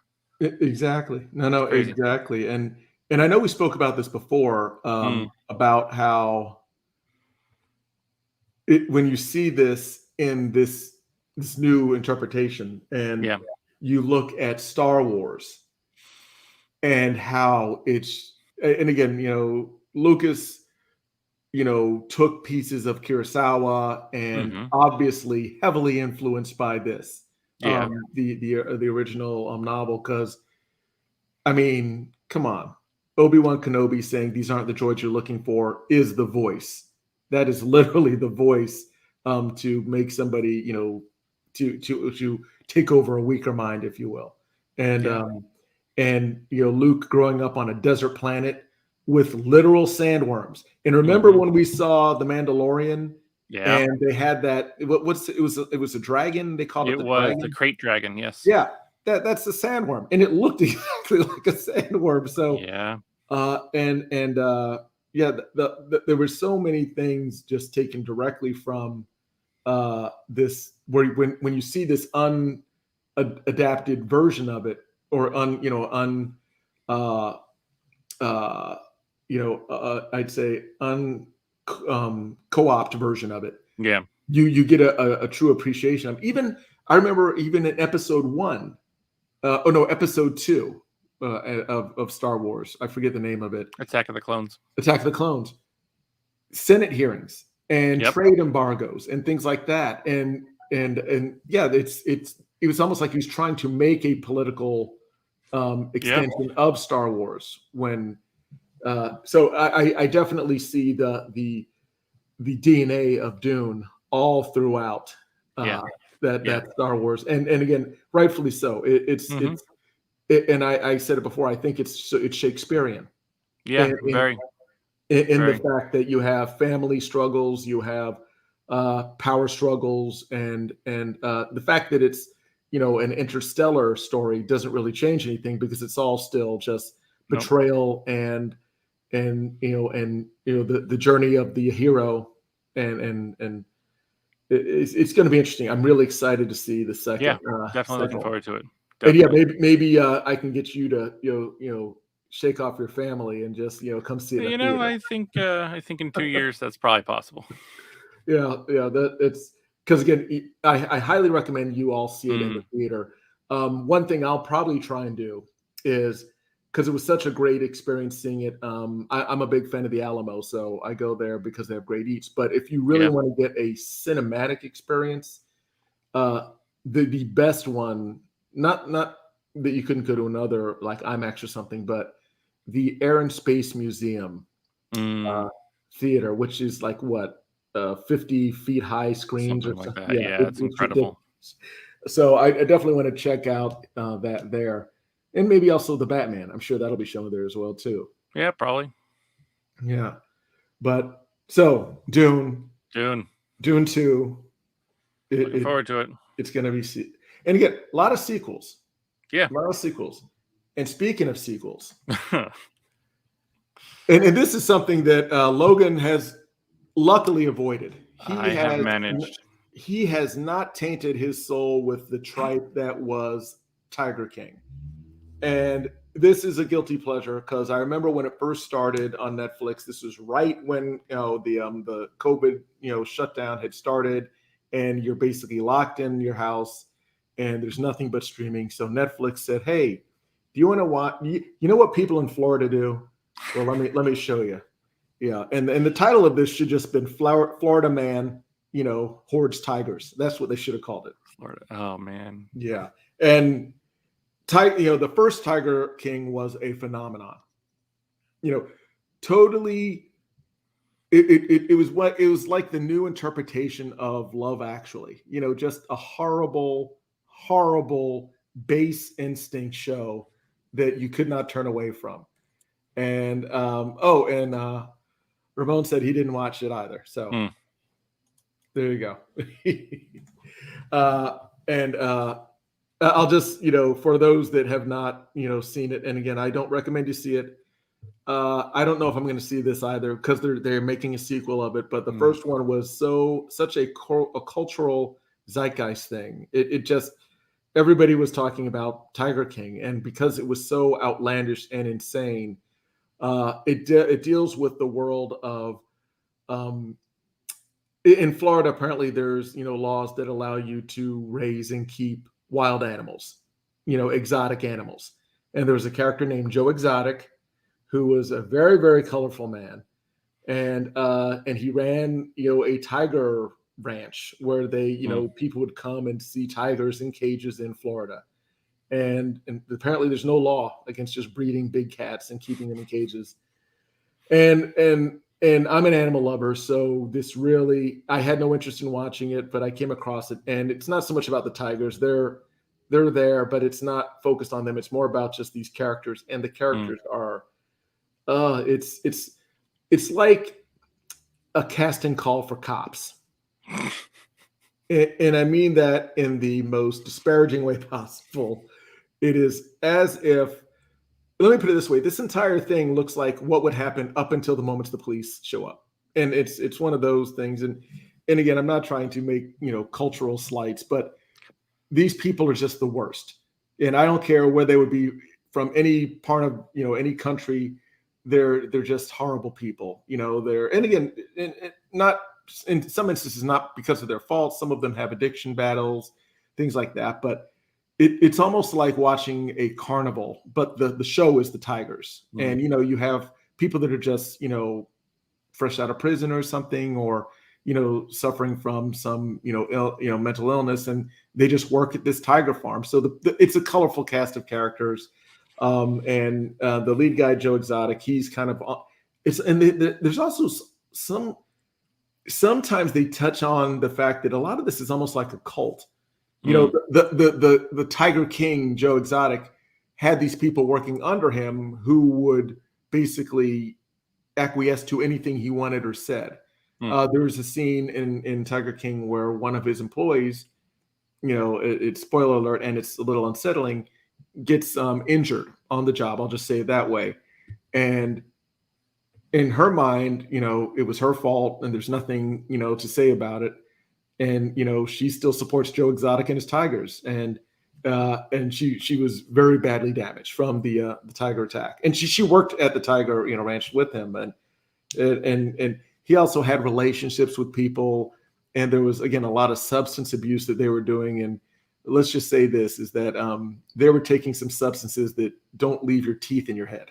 So there's a lot of bad teeth in this. And again, look, see what you're doing right now with your head. You would do that through the entire series because it's good. Just, and I think America was doing this, the whole thing. Everything was just, it was a spiral into the base nature of the whole enterprise. Anyway, they're coming out with a sequel. I don't know how much they can squeeze out of this, but they're going to try. And again, don't forget, Nicolas Cage was in the works to play a Tiger King in a movie. But even he said, at that moment came and left and, we didn't get the production squared away. So we just, passed on it. But that would have been something. This somewhere in the multiverse, that movie is out there. Oh yeah. And, in my mind, I'm picturing him being dressed up like Spider-Man Noir. Yeah. And I want that movie too. Yeah. Oh, again, I know all of them. And that's the thing. All of those Spider and every I don't know, Into the Spider-Verse character should have their own movie. Do you think Sony could pull that off? Because no. I don't think they know what they're doing. I don't think so. But Ramon says him three. Yeah. Yes, I still want it. Absolutely. I would love to see the anime one where the girl with the robot spider, Spider-Ham. Yes. Noir Spider-Man. And what was the other one they had? I swear they had another one. Oh, Spider-Gwen. Yeah, I definitely want to see a Spider-Gwen. Sure. Yeah. Spider-Gwen, Ghost Spider, an actual Miles Morales one. Though that I would want them to do live action. Oh, okay. Now see, I mean, they're barely holding it together with. Let me put it this way: their live action is Venom. That's their live action. That's their interpretation. I think they have to realize that as long as they have Tom Holland and whatever Marvel backing he has, they're going to have something. But that's my point. After Spider-Man, this third one, Marvel is. I know. Yeah, and that's why I'm saying with that going away, they need to have something else next. And if they could co-introduce a Miles Morales in that last Tom Holland one, then instead of doing the complete, I think the nostalgia is going to be the hook, but I'm hoping that the surprise is going to be the Miles Morales. And that's how Sony's going to try and take it into their own next trilogy, if you will. That's interesting. This is pure just if I were running the show kind of conjecture. But, without Tom Holland, without Marvel, you've got to have the next thing. And how many times can you just flat out reboot with a new actor? It's happened 3 times now. You want some continuity of universe. So maybe you can keep, I don't know. So you can keep Zendaya. So you can keep, what's his name, who plays J. Jonah Jameson. I'm forgetting his name right now. You can keep some of the other friends and ancillary characters and stuff so that there's a familiarity and a continuity to keep the universe alive. But I don't know. That's again, if Sony's smart, if that's me, if that's in their plans, I don't think that Venom is their future, if only because Venom hasn't been able to do what Spider-Man has done. And I would argue what not even really what Tobey Maguire was able to do with Spider-Man, quite No, frankly. no. So they've got to be looking towards the future. They've got to be looking towards their own Spider-Man to kind of keep their universe, and if we're being really realistic, just their IP, as long as they can have it. They've got to do a backdoor Miles Morales in the next one in order to really have a future that's at least semi looking forward to, even if it takes 4 years to make it. Even if they never show who the actor is because they don't even know. Great. Just show him only in costume. Never take off his mask. Then you can still get any actor in the next 4 years or whatever to do it. I could definitely see that, and you're right. Yeah, they don't even need to announce who's playing it, as long as they bridge that gap between the Tom Holland and this new and what's universe. Next? Yeah, I definitely. But again, so yours, just so I'm on the same page, you're saying that Marvel and Sony would have to extend a new relationship into this new Spider-Man? Or are you saying Sony would take it? No, I'm saying Sony is going to, in their infinite wisdom, let's just say, going to think that they can do it on their own, which they were trying to do already. Yeah. And that they're going to do it on their own with the next Spider-Man, which should be, I think, Miles Morales. Now, correct me if I'm wrong. If they own that IP, I don't know what the legal is there, but that's my assumption. Who owns Morbius? Sony. Yeah. And again, I'm cynical in nature, and I'm just saying Sony. Nah. Well, again, I would at least give Sony a little better chance than DC at this point. Now, I know DC is coming out with Flash, and that could be interesting because it expands this whole. Well, there's multiple Batman, and Flash could be interesting. I'm truly holding out hope for Black Adam and Shazam 2. I see Black Adam, and again, I'm just because I think this is a passion project of The Rock, and I don't think he would make it this far because it's been like 4 years in development. If this was going to be a hell of a lot longer in his head, yes, and I think that this will work because Flash was, Shazam was successful, yes, and had a good tone, yes. So it did pull off what it was trying to do, but you could tell that was so far removed from the Snyderverse. And again, I in retrospect, Snyder was not bad at what he was doing. It's just what he was doing was nothing that DC had any interest in. And so, yeah, it's nothing that DC was willing to fully commit to. Exactly. They did a lot of half commits. And I think even an idea that they didn't want to do fully committed to would have been better than half committing. Exactly. Fail big, swing big. And they basically said, well, and I can understand this. You want a 2.5 hour movie tops because you want ticket sales. Yeah, and sure. If you're doing the theater math, you can't have a 3.5, 4 hour movie. You just can't physically show that many showings. Yeah, exactly. So that's the boardroom and the bean counters saying, hey, cut all of this stuff out. Yeah, and then you have. But again, that being said, they also completely messed it up with the first Suicide Squad, and that was again. I think they gave Ayers 6 months to write the script or something like that. It was again, it's insane. But Marvel, they're coming out with Guardians of the Galaxy 3, and they're coming out with Blade. And I've heard some interesting things about Eternals. Do tell. Just that some of the some actual thoughts that it was maybe too big and too cerebral, and which is par for the course, because of the director and then I guess some of the past history and stuff that she's done. Ultimately, they're trying to tell a much more cosmic story and origin story.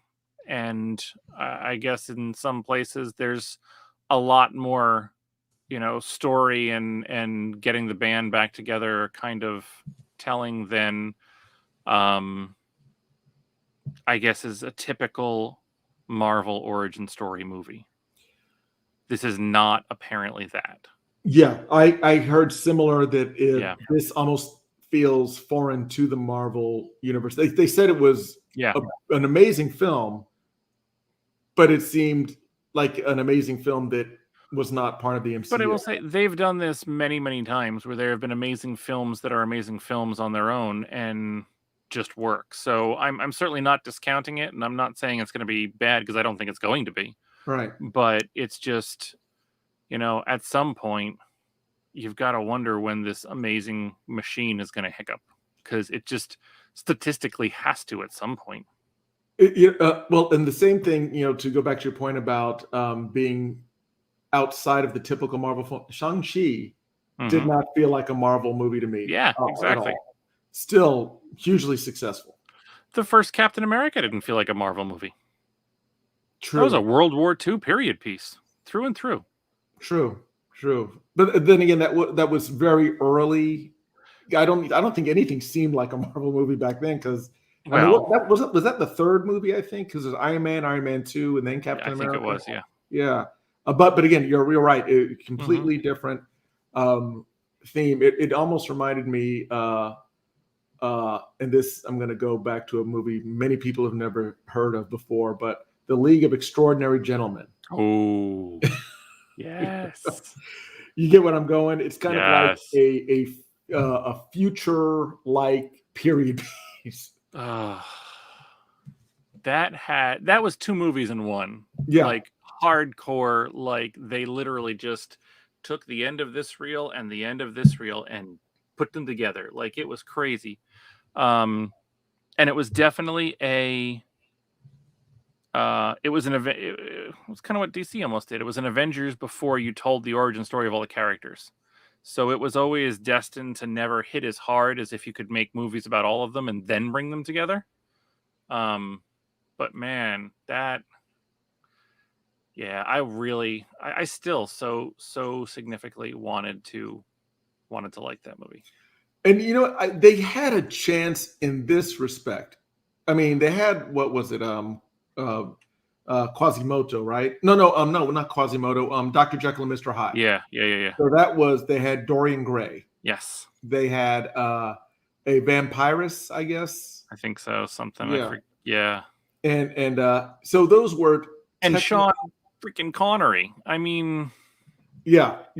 You want to pick a perfect actor who was just like 10 years too late for Alan Quatermain. Like, there you go.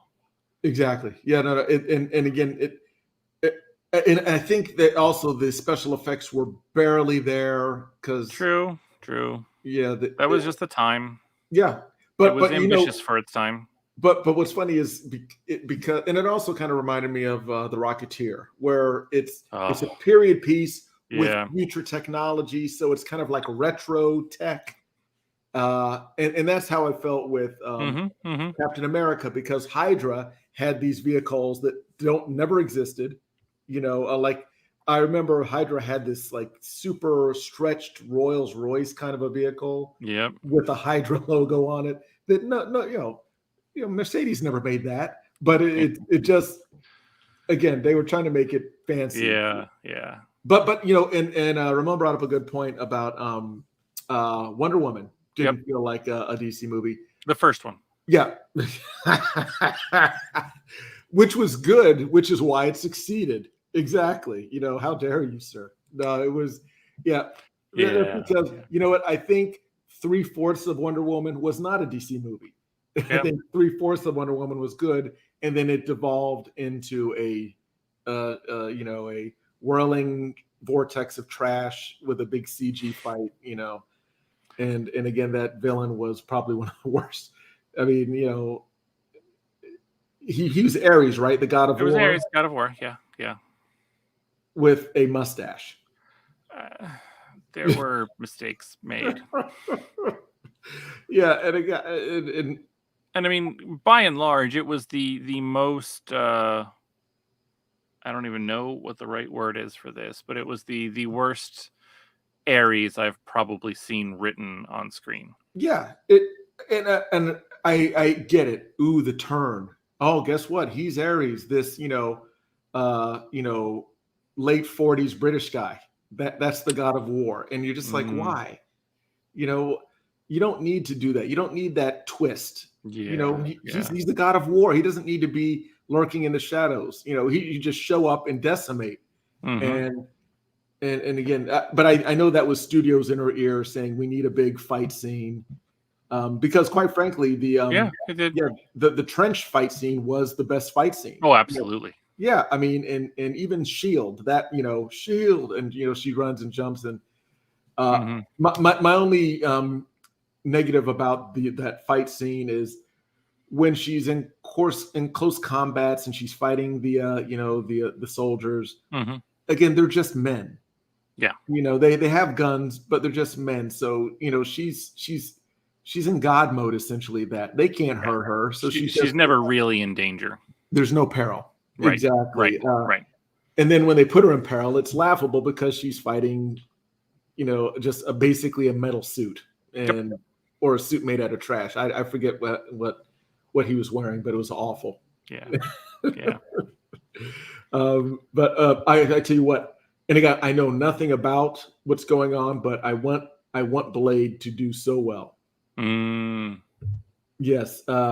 Again, some people say that Blade was the first Marvel movie, but it didn't kick off the MCU. But it was, I think Spider-Man was the first movie to kick off the whole premise of this can be, a franchise, unto its own, like the whole genre.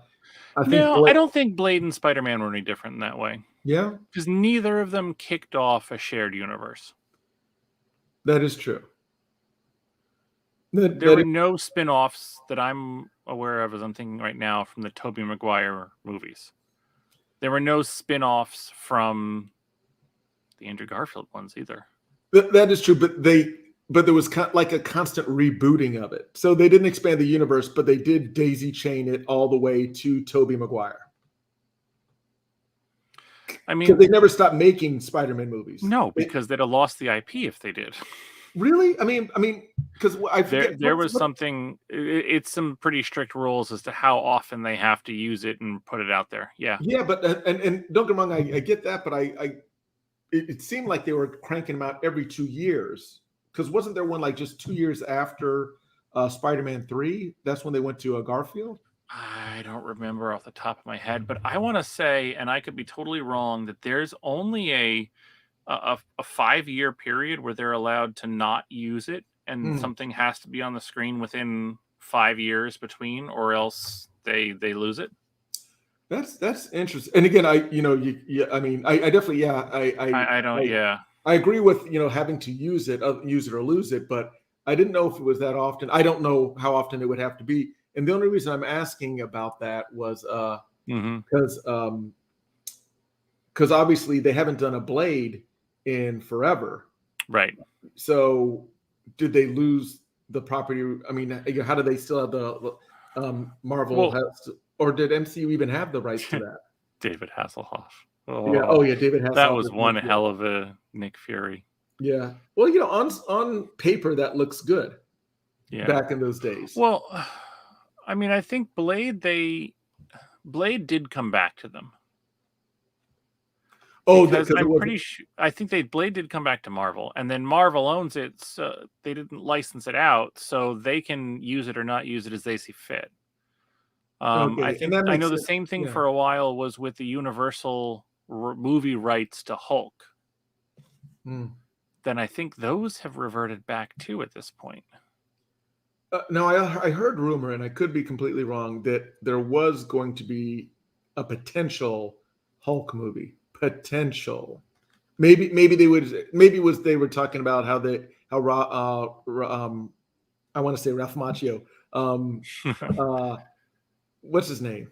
Yeah, the Hulk guy, Banner, who plays Banner. Mark Ruffalo. Yes. Gina Gruffalo. Mark Ruffalo. I heard he's going to be in the She-Hulk series, and that's going to be on Marvel, right? A She-Hulk series. That's going to be on Marvel because that's with what's her name from Orphan Black. Yeah, Disney Plus. I mean, yeah, Disney Plus, and what's her name from Orphan Black? But I think the question is, if it's Mark Ruffalo, I think that's fine. But if it's the Hulk, I'm not sure that it is, because really they have to retcon and figure out how to deal with Smart Hulk now. Well, maybe it will be Smart Hulk. Smart Hulk. Yeah, it could be. Yeah, that's It what. very well could be, Yeah, but Professor I don't Hulk. know that that was quite as well received as they hoped it would be. So, Well, they throw a lot at you in the they totally did. in the Yes. Infinity Wars and the Endgame. I mean, it was a splash page of characters. Mm-hmm. And also they're coming out with Ant-Man 3. And that Yep. apparently, I heard this. Yes. That what's his name? Kang the Conqueror is going to be the villain in Ant-Man 3. I don't know if he's going to be the villain, but he's definitely going to be in it. But what Yeah. I just heard was that Bill Murray's going to be in it. I did hear that. That I'm excited about. But I just see. love Bill Murray. What do you think is going to be like a big part of it? No, or do you think, there's no way. I have a feeling he's going to be in this as much as he was in Zombieland. It's just going to be like that would be sufficient, though. Yeah, oh no, yeah. It would, look, I would love him to be in it as much as he's been in. Oh God, I would love for him to be more of a main character. That would just be wonderful because I love me some Bill Murray. But yeah. If the fact that he's going to be in it at all is, I think, just a coup for everybody involved. It would be a trip, and and he's also going to be in the he's going to be doing another cameo in the Ghostbusters Afterlife. Yes. Yeah, him and Dan Aykroyd. See, we're going all over the place. Yeah, which comes out soon, and I'm looking forward to that one too. We got to do a deep dive on that and other stuff. See, that's what I love about this non-paying job is that you still get a reward for best non-paying job ever. Exactly. I don't work in soup kitchens or donate clothes. I watch movies and talk about them on the internet. That's my thing. That's my kink. That's how but no, so many good things. And again, now that the theaters are opening up, this will be the new we'll be getting back to another and also, and not to make this a totally different topic, but the numbers are going down. They're trending the right direction. Yes, knock on wood. Let's keep on that and keep going, people. Keep going. I'm glad we didn't lean into that and do the Contagion, movie review or anything like that. But here is a thing, totally unrelated, but kind of not. We are going to be doing a watch party on our Scener app on Halloween night, 10 p.m. Eastern. We are going to be watching 28 Days Later. Oh, good one. Which, I picked that out because... Which platform has that right now? That one is on... fudge. You know what? I'm going to pull up our Scener account just to find out right now. Sorry, putting you on the spot. No, that's... Yeah, I was trying to figure out. And I'll tell you, and matter of fact, while I'm doing it, it is... come on, where are you? Okay, it's going to be on HBO Max. HBO, okay, great. Yeah, and right now we got, a couple of dozen people that are going to be joining us on there. It's not like our Civil War where we had thousands. Nice. But this one, again, it's Halloween night, and horror is a smaller crowd. That's fair. Exactly. But Logan and I were talking about, also doing a lot more of these short anime watch parties as well. So we'll be putting out invitations to those as well, because we appreciate your fans, and we definitely appreciate the people that were hopping on our watch parties. We did a watch party for One Punch Man, and we're thoroughly surprised by the amount of people that were jumping in and enjoying that with us. So that was a lot of fun. It absolutely was, and again, this new medium of just being able to absorb content and share it with people that have the same interest. It's I think we should start calling it something like meta. It's just it's this immersive world that we're in. But with minus all the hate Darn it, speech. Mark, you took it first. Zuckerberg. But anyway, yeah, Logan, as always a always. pleasure. Dude, absolutely. And again, want to thank everybody out there for watching these episodes, leaving your comments. If you have a topic that you think you want to hear us ramble on about, be sure and leave it in the comments. We'd be happy to. Absolutely. I mean, no topics. Well, I don't say no topics. Within reason. Within reason. Appropriate people. That's the word. Appropriate. But, and again, appreciate you all for watching the show. We have short clips of this long because this was a long one, 2 hours with just the two of us. I thought it was going to be shorter, but go figure, right? It is, and we hit a lot of great topics. And again, be sure to take care of one another, take care of yourselves, and as always, if it's worthwhile, it's worth binging. Sorry, I hit the wrong. Disregard that and take care of yourselves. Take care of each other. Take care of each other. Take care of yourselves. Binge, binge, binge.